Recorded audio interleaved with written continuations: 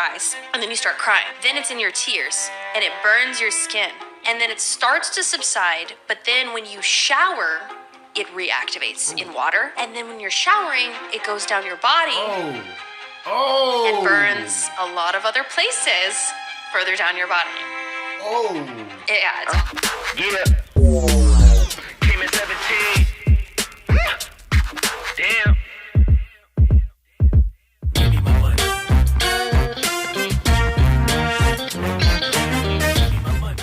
Welcome to the show, boys. Today we're gonna just be on YouTube a little bit, do some online virtual team group training.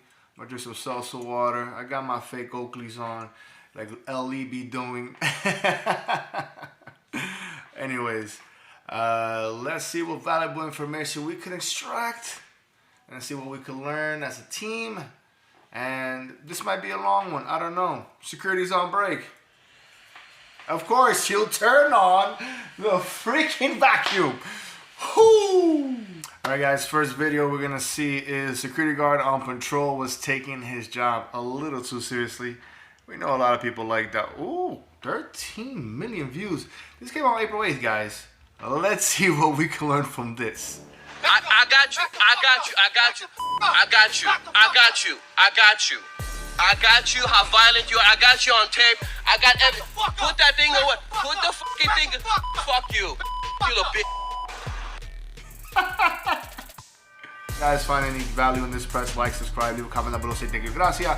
And link any videos you want me to react or to look at so we can make a little bit of a compilation video like this.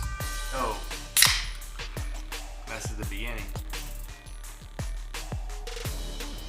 Alright guys, the next video is guard single-handedly wrestles man with AR-15 out of clinic. I wanted to react to this a little while ago and talk about this and combatives and stuff, and I just feel like me making a compilation will be a lot easier for me to edit for you guys, and you can get a lot of different things at the same time, or at the same time, you know, be entertained. So this is like security guard-tainment, secure-tainment. Anyways, let's watch, let's see this. It's secure thanks to this guard at a Buffalo, New York methadone clinic. Surveillance cameras at the Alba de Vida substance abuse treatment clinic caught this guy walking into the lobby with an AR-15, appearing to fire one shot at the wall. The unnamed guard, who police say did not have a gun, didn't think twice. Immediately, he went towards the... No, he thought twice. He was trying to leave. He thought twice, and he saw he didn't have a chance. He's like, let's rewind that a bit because... You know, obviously newscasters, they're not fighters, they're not security guards, they're not security specialists, none of this stuff. They don't know what they're talking. They just read off a script and, you know, their eyes are not trained for this type of stuff like us. You know, you and I know what happened there. You and I know what happened there. They don't know what happened there. That's why they should have security, because they don't know what's going on. They're not socially aware. An AR-15, appearing to fire one shot at the wall. The unnamed guard, who police say did not have a gun, he had no choice. Twice. Right there. Immediately, he went towards the gunman, who the Buffalo Police Department has identified as 48-year-old Jeremy Griffin of Williamsville, New York. Now, here's the thing. Something that you guys need to understand. You think you have a team. You think you have a team of people you have barbecue with, you hang out after work. You know, if anything goes down, they got your back. You think. But if you saw that video, like way I saw that video, these people went inside and ran. They just ran in there. The guard wrestled him into a corner, pinned him up against the wall, dragged him outside before other guards came to his aid. Cops reportedly don't believe this was pre-planned and think the motive for the incident was an attempted robbery for drugs. In fact, cops tell inside... Yo, I love how backup showed up once things have finished. Isn't that typical for security or law enforcement? It's like, you know, you're struggling for 5, 10, 15 minutes, 20 minutes for the response time. You're like there, got some hands, you're blocking, you're hitting, you're jipping, you're diving. And once everything is ended, they're like, we're here now, what's going on? You know, it's just life, man. All right, the next one is by Andrew Tate. It's a short, obviously, because security's on break. And we take short breaks when you're doing security, right? Tate on why fighting classes are BS. I like this take because it's realistic, and he says things that only real martial artists talk about. They are not selling you anything. It's very peculiar. It's very important. And is this particularly for the ladies or for men out there that have women in their lives that do security or maybe just walking in the street? Check out what he says. Super important. You know the problem is with actual genuine violence. Most of you girls don't anticipate how quickly you'd be dispatched. Any idiot on the street, if he swings as hard as he can and hits you in the face, it's gonna hurt. A lot of men who've been around the block, we have a propensity to violence. If you hit me in the face, I'm not gonna panic. I've been hit in the face. I've been hurt. Most of you women have never even been hit. You never felt a man's strength. If a real man were to grab you, it'd feel like a car hit you. You'd be like, what the fuck? And there's no bullshit little arm lock you learn in some Tuesday class for $15 from some dyke that's gonna save you. Hey, look, it's important that you guys understand this. And I'm writing a book, and right now I'm in physical and combatives for security. So what I'm doing as I'm writing this book, this is like my new goal, right? Eventually I'll get this done, but my goal is I'm gonna take the topic, I'm gonna take this little field note, and I'm just gonna write as much stuff as I can about that topic, make some bullet points. And one of the bullet points I have based on this video is that you need, as a security guard, to be a threat, verbally, physically, as well as have the power of creating consequences for other people. Let me explain. You know, if somebody pushes me, I can push them back. If somebody says something bad to me, I can say something bad to them back, right? I'm a big guy. I do martial arts. I lift weights, right? I'm okay. Now, take away the weightlifting part component and take away the combative part of the black belt and stuff. All you have is words. All I have is words. But the other person, they have whatever they have. I don't know. It's a mystery to me. I know I only have words. They most likely think I only have words because I'm security and armed, right? And then the real problems begin. And in the martial arts world, a lot of newbies and a lot of instructors neglect this physical strength aspect of it, and they say, oh, size doesn't matter, oh, size does not matter. It does matter. That's why there's weight classes in boxing and every combative sport there is. And that's why we divide genders as well. So here's a quick tip. If you're a female, most likely, if you're intelligent and you're within the proper weight class for your height, hopefully you are socially aware. That's what the stereotype is. Women are just aware socially of their surroundings because they have to worry about SA. You know what SA is? It's sexual assault. That's my acronym, SA. That's the acronym everybody uses on YouTube, just so there's no problems with YouTube. Sorry for the construction in the background. So they have to be aware because of SA. I suggest, as a self-defense instructor, I suggest you go into powerlifting. Look, there is pretty much the power of 3 with powerlifting. And one of the things that I discovered as I'm in my own physical journey is that you want to be able to bench press your own body weight. You want to be able to squat 1.5 your body weight, and you want to be able to deadlift almost 3 times your body weight. So if you got those 3, or at least make that your goal, you're going to be gaining some muscle. And I know you're not going to look like a guy. It's super hard for a female that lift weights to look like a guy unless they're taking testosterone or steroids or something, right? So that's the first thing. Once you know that, once you gain, that strength, that muscle, then you want to get into learning how to work with knives, kali, sticks and stuff like that. And I know a lot of people will say, learn grappling first if you're a female. Look, that's bullshit. That's BS, right? Take it from me if you want or not, right? Why am I saying learn knives first? Because this is automatically really going to teach you grappling in a much more dire situation, because somebody's trying to cut you or stab you as they're grabbing you. When people are slicing and dicing and poking, that's pretty much like boxing. But when they're grabbing you and trying to do that, that's different. You got some grappling involvement there, and then you learn the combatives, the self-defense part of it, as well as the offensive part of it. So for ladies, you want to power lift and you want to learn edge weapons, kali, sticks, and stuff like that. Karate is good. BJJ is good. Kickboxing is even better, However, I would not say that for you that should be your path. Your path should be powerlifting and then weapons. Weapons are the greatest equalizers out there. For guys, that's another story for another day. Let's continue.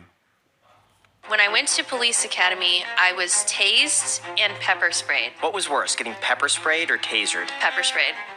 By 1,000,000 miles. Because when you get pepper sprayed, it lasts for 48 hours. You think, oh, you just get pepper sprayed and then wipe it and then it's gone. It activates in your eye.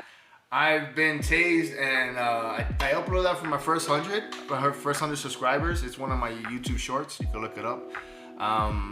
When it comes to being tased, a lot of people think that, oh, that's it, it's gonna stop them. It drops certain people. I was wearing the same watch. This is my right hand, despite how the camera angle looks, right? This is my right hand. I put my watch on my right hand, facing this way, right? It was on my left hand that day on the video, and I'm tased already on the floor, right? And I had feeling in this hand. I don't know if it was because of the watch or the ring I was wearing, but I had feeling in this hand. And if I were to have had a firearm, I can pop somebody, you know what I'm saying? So, and then the taser, depending on what type of taser it is, it'll keep buzzing for 30 seconds, then stop, then another 30 seconds. Or if it's the one that most people use in law enforcement, as far as I'm aware, they just use the ones that they could leave pressed and then let go. And then that was kind of dangerous, just because if they leave the button pressed for too long, you're gonna get into some serious problems, especially if the person's unhealthy. But being tased, man, some people can take it and keep moving forward. Like, I remember seeing a video of a guy doing this. It was like some kind of kung fu stuff. And it was, people be drunk, people be high, people have that mental fortitude sometimes. Now the pepper spray, I haven't experienced yet, and I do want to experience it in the future. Who knows? Because I do want to. It's something you do need to learn, because if there's ever any splash damage, you spray pepper spray on somebody and it lands on your eye, you're obviously in a combative situation. You have to be able to function. You have to be able to tolerate it. So let's check out this end of this video. Eyes, and then you start crying. Then it's in your tears, and it burns your skin. And then it starts to subside, but then when you shower, it reactivates in water. And then when you're showering, it goes down your body and burns a lot of other places further down your body. Yeah, it's awful. No. All right, the following is the death of a security guard. This happened April 19th, 2023, or at least it was uploaded to this channel, right? I wanted to cover it eventually, and I couldn't. I'm trying to figure out a good format where I can give you guys a lot of things, and you guys are entertained while you're learning, and you're also aware of the real world, right? So, alleged shoplifter who killed a Home Depot employee was licensed security guard. This has 222,000 views so far, 2.7 likes. You can check it out at the KTV Fox 2. It's on YouTube. Blake Mose was well known at the store and by Pleasanton police. He's the guy that usually would call officers about shoplifters, and sadly, he was an alleged thief who shot and killed him just months before his wedding. Damn. He was a son. Man, it sucks. But I have to show you these things to you guys, so you guys can get it in your head. You need to learn martial arts. You need to be aware. Stop going to work drunk or high. Stop thinking nothing will happen in your spot. All right, let's check out the rest of the video. He was a brother, and he was set to be married this summer.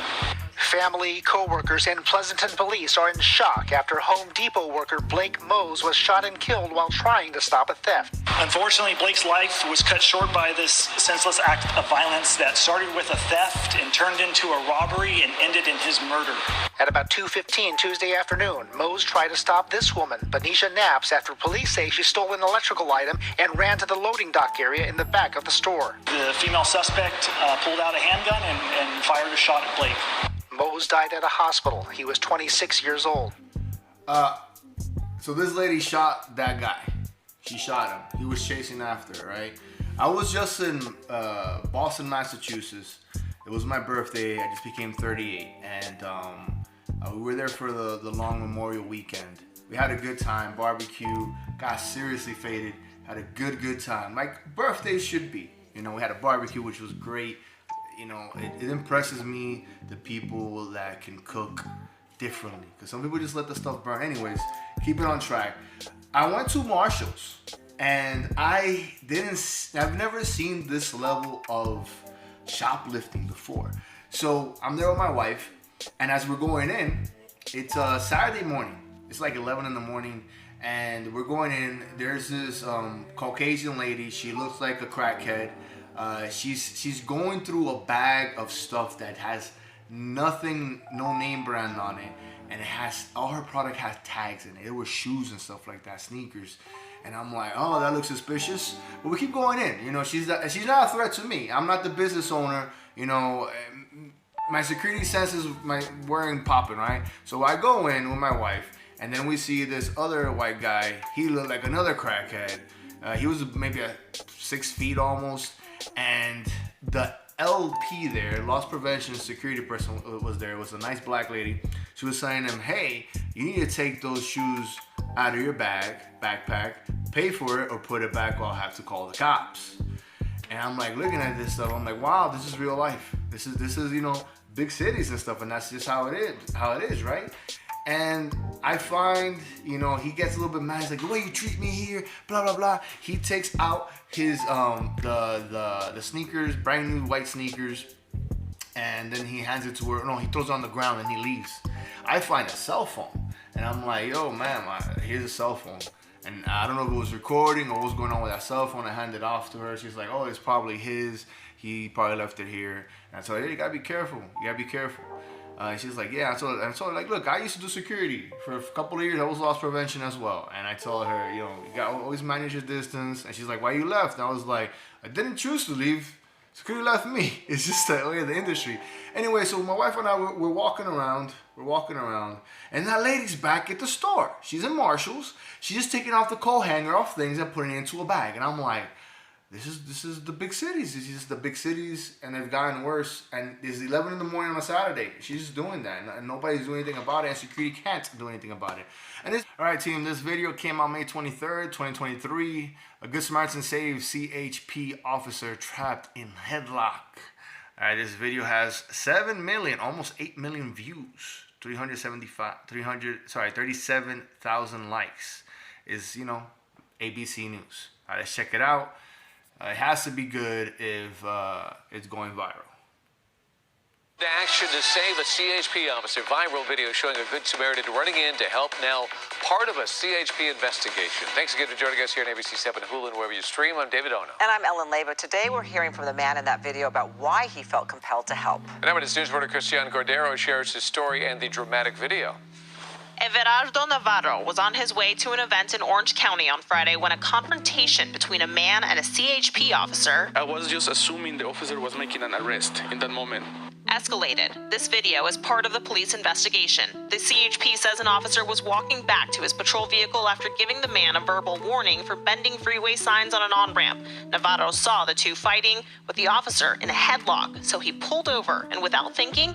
Look, it's safe to say that nobody respects safety, security, law enforcement anymore. So you gotta mind your distance. This guy's law enforcement.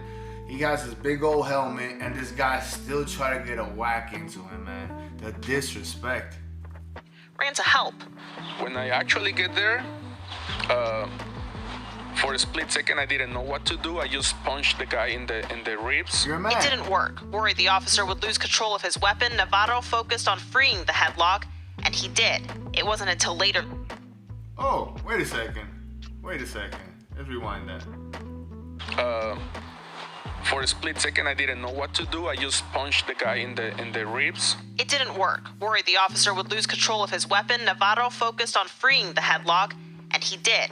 It wasn't until later that he realized... Yo, a lot of the shootings happen to law enforcement with their own weapon, which sucks. You know, just so you guys know. And that is a big concern. When I did my armed security training, they told me I need a level 2 holster. You know, just in case somebody tries to pull it out. So I'll maybe talk about what a level 2 holster is in the future, or you can look it up on your own. All right, let's finish up this video. All of the different ways that day could have gone wrong. I was not able to take it out of my mind.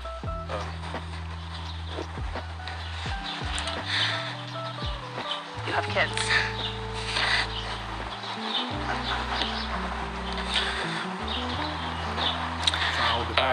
I was going to a place, and then, you know, all I can think is my kids. Yeah, man. He hasn't quite figured out why he had that instinct, but the CHP He's a fucking man. is sure glad he did. It's not very often that you see something like that. Usually it's people just reporting and standing by. But I just want to thank those 3 Good Samaritans for helping out our officer. Navarro is thankful too. I jumped out of my car because of him, but at the end I was thankful that everybody was okay, including the suspect. It ended with an arrest. The suspect was booked on assault with a peace officer and resisting arrest charges into the Orange County Jail. I'm Christiane Cordero.